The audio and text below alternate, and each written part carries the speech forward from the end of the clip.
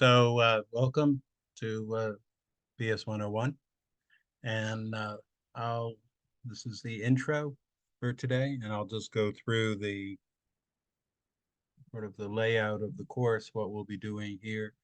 If there are any questions afterwards, let me know. You can email me. You can see the email address right there. If you want to meet to talk, I'm happy to chat. The office hours I list there are for the in-person hours, but um, we can also meet by Zoom without any problems. So let me take you through this, what I got here.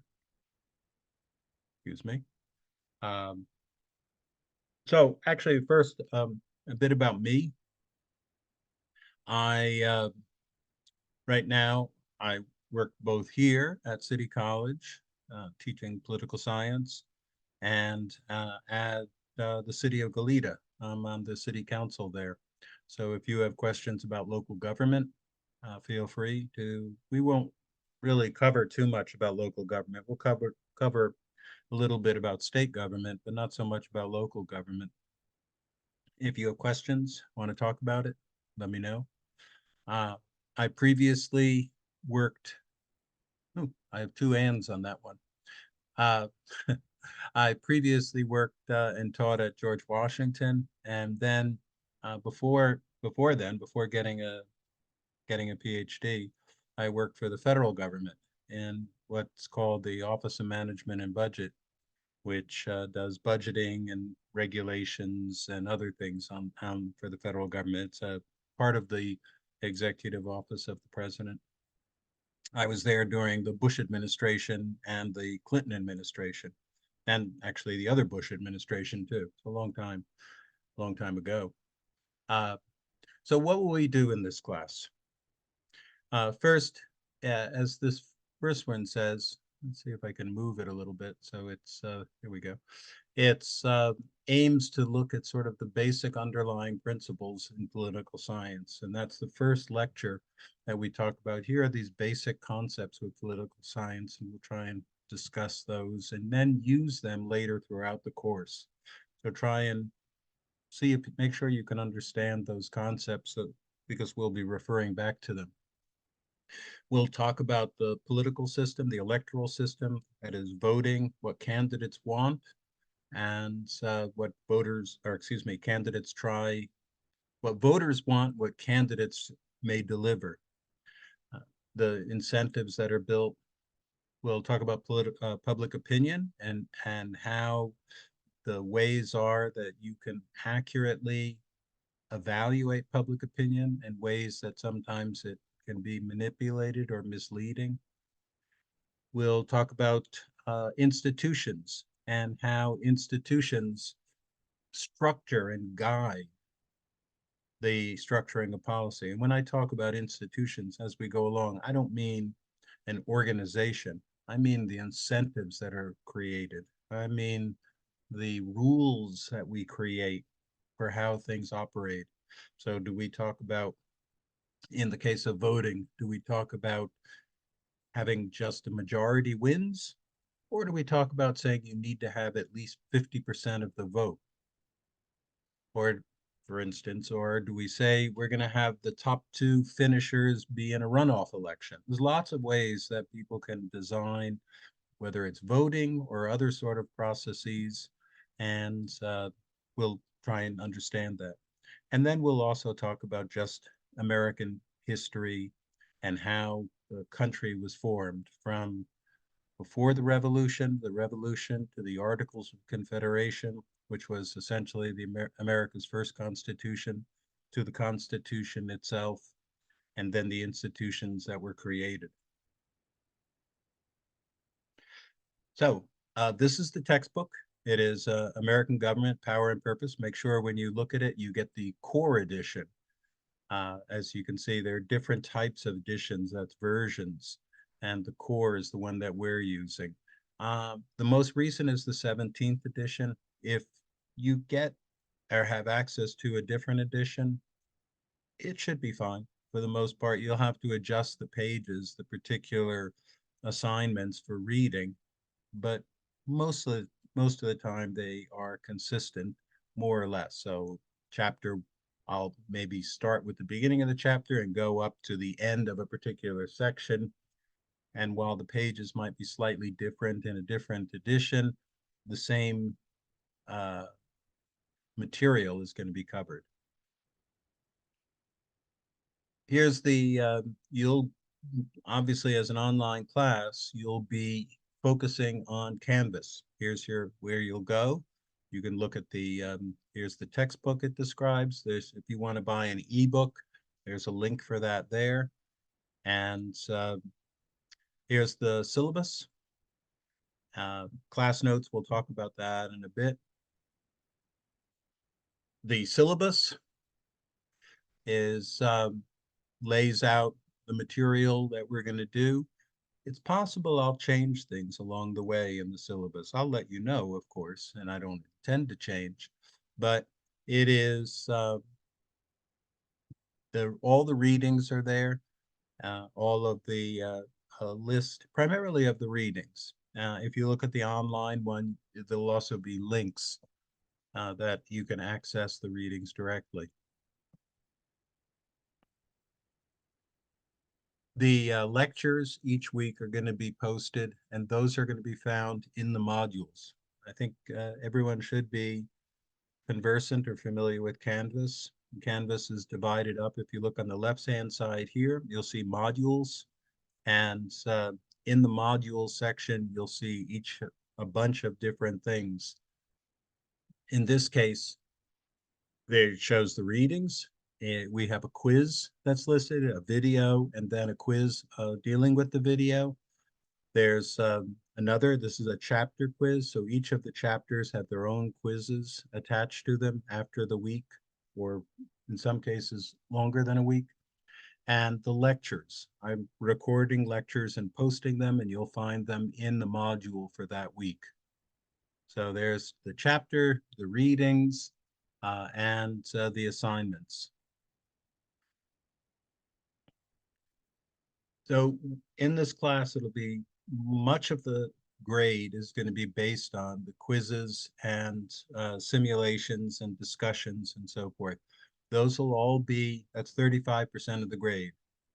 Class notes are showing that you've watched the video, and you can get 5% grade for basically just taking notes of some kind on the readings, or excuse me, not on the readings, on the lecture, and just posting your write-up of what you saw. Forget about the held in class I should have removed that for your class for the midterm, but there's 15% for the midterm. The final is 30%, and there's an essay for 15%. As far as this first one, the quizzes, simulations, as I said, there's usually about 3 items a week. One of those is a discussion topic. So I'll post some discussion item, and then you can comment on it. You'll have to respond to whatever I've written, and then usually you'll get points for 1 or 2 responses. So they're usually 5 to 7 points each. There's a total of, I guess it's 350 points. So it's the cumulative impact of each of these. And if you miss an assignment, there's 2 ways of dealing with that. One is if it's a chapter quiz, I will drop one of your chapter quizzes. So if that happens, even if you don't, your low score will be dropped from the chapter quizzes. As far as other quizzes, some are going to be, they're all different point values. Chapter quizzes are usually about 20 points each. Other quizzes will be 5 to 10, and there's an abundance of them. So if you miss one, there are others, but also there'll be some extra credit opportunities. A few quizzes along the way that'll just be extra credit. And as you can see, the same thing. This is in the first week, and there's a chapter quiz. The There's another quiz, and this one doesn't have a discussion in week one. This is week one. This is those principles of government or principles of political science. Here's the next week, and as you can see there, in this case, there is a discussion. This is about bad survey questions. There's a simulation, a chapter quiz, and a video quiz. Okay. So that's the subsequent week. So those are the assignments. Those are the homework and discussion and quizzes, all those things that you'll be doing each week, and look in the modules to find them. The due dates will show up for you. The other thing that you'll have that's aside from the midterm and the final are writing a term paper. And to do that, the first thing that'll happen, this is a term paper in which you're going to write a memo, and the memo will be with you as a consultant. You as a consultant will be writing to a political candidate, telling that candidate how to win an election. The to yeah, in early in the first part of the class, we'll set you up so you will interview your candidate. And to do that, we'll do a role play kind of thing. One of you will play the political candidate, one of you will play the consultant, and then we'll switch it. I'll give you some sort of information about who your candidate, what your candidate's likely to be, and you'll fill in the details. And you'll write up the results of that interview, and then later in the semester, towards the end of the semester, you'll send in, produce your paper, your overall paper. But your overall paper is going to be based on that interview that you do and class material. As I said, there's extra credit. The two kinds of extra credit. One is quizzes. All there's various in the voting section, there's quizzes, and the court section, there's quizzes. There'll be, and that towards the end of the class, there's some quizzes. These are extra credit, I should say. There's also a budget related, balancing the budget. It shows up right now as 0 points, this one and the other extra credit. And that's because I don't want them to be averaged in with all your other quizzes. So it counts as 0, and then later, it's awkward how Canvas deals with it, but I have to do something different in order to make this added on top of your grade. So whatever you have, this is added to it. Lastly, this is just to tell you where class goes. So we start out, as I mentioned, with the 5 principles of politics and governance. Those are basic fundamental principles about understanding how politics works. So for instance, that institutions are essential, institutions are the basis for decision making, that collective action is critical, that history matters. Anyway, we'll go more into it by Wednesday. Then we go to public opinion and voting. So there's a week on public opinion, then a week on voter decision making, and then a week on voting institutions, the rules of how people vote. From there, we move on to the founding of the country. So that is the background to the Constitution, how it was decided upon, what they chose to include, and then the goals for the Constitution. Why do we have separation of powers, that idea of checks and balances? Why did they include that? And could they have done it without that? Other countries do. We'll talk about federalism. That's the relationship of the federal government with states. And there's who has what responsibilities, how that's determined, and how they work together. From then we'll talk about state governments, and then we'll talk more in detail about the key institutions of American government. So that's the Congress, the president, and the courts. And finally, we'll talk about non-governmental, that's political parties, interest groups, and last we'll just talk about partisanship, since it's so critical to what we do today. And that's the class. So if there are questions, let me know.